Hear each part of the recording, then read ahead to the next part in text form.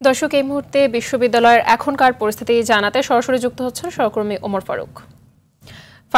জাকসু নির্বাচন ঘিরে প্রস্তুতি কেমন দেখতে পাচ্ছেন জানাবেন, আর নেতা নির্বাচনে শিক্ষার্থীদের ভাবনা আসলে কি, নিরাপত্তা ব্যবস্থা সার্বিক কেমন দেখতে পাচ্ছেন? মাহবুবা, আপনাকে ধন্যবাদ। আমি মতো রয়েছে জাকসু নির্বাচনের যে নির্বাচন কমিশন যে অফিস রয়েছে সেই অফিসের অস্থায়ী কার্যালয়ের সামনে আমি রয়েছি। তো আপনাকে জানিয়ে রাখি, ৩৩ বছরের যে আগামীকাল 11 সেপ্টেম্বর ভোট গ্রহণের মাধ্যমে দীর্ঘ প্রতীক্ষা শেষে কিন্তু নির্বাচন কমিশন কিন্তু আগামীকাল ভোট গ্রহণের সমস্ত প্রস্তুতি কিন্তু তারা সম্পন্ন করেছেন।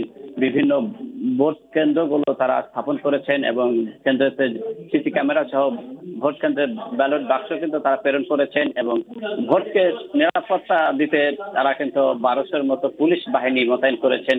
বিশ্ববিদ্যালয় সহ তার আশপাশের এলাকায় কিন্তু তারা নিশ্চিত নিরাপত্তা ব্যবস্থা গ্রহণ করেছেন। ইতিমধ্যেই কিছুক্ষণ পরে কিন্তু নির্বাচন কমিশন একটি ব্রিফ করবেন, সাংবাদিকদের সর্বশেষ পরিস্থিতি তারা কিন্তু জানাবেন।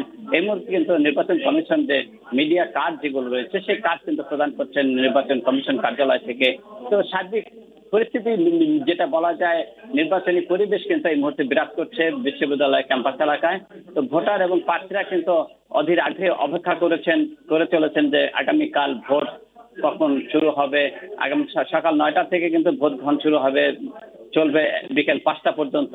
তো প্রার্থীরা কিন্তু তাদের যে পছন্দের প্রার্থী রয়েছেন তাদেরকে নির্বাচিত করার জন্য মুখিয়ে রয়েছেন বলে আমাদেরকে জানিয়েছেন। প্রার্থীরাও কিন্তু বেশ আশাবাদী, একটি নিশ্চিত নিরাপত্তা চাদরে ঢেকে রেখেছেন বিশ্ববিদ্যালয় প্রশাসন, যে কারণে একটি অবাধ নিরপেক্ষ নির্বাচন উপহার দেবেন বলে আমাদেরকে যেটা জানিয়েছেন। তো জাহাঙ্গীরনগর বিশ্ববিদ্যালয় এই মুহূর্তে নির্বাচনী উৎসব মুখর পরিবেশ গড়ে তুলেছে বিশ্ববিদ্যালয় ক্যাম্পাস জুড়ে। তো এই ছিল আমার কাছে সর্বশেষ।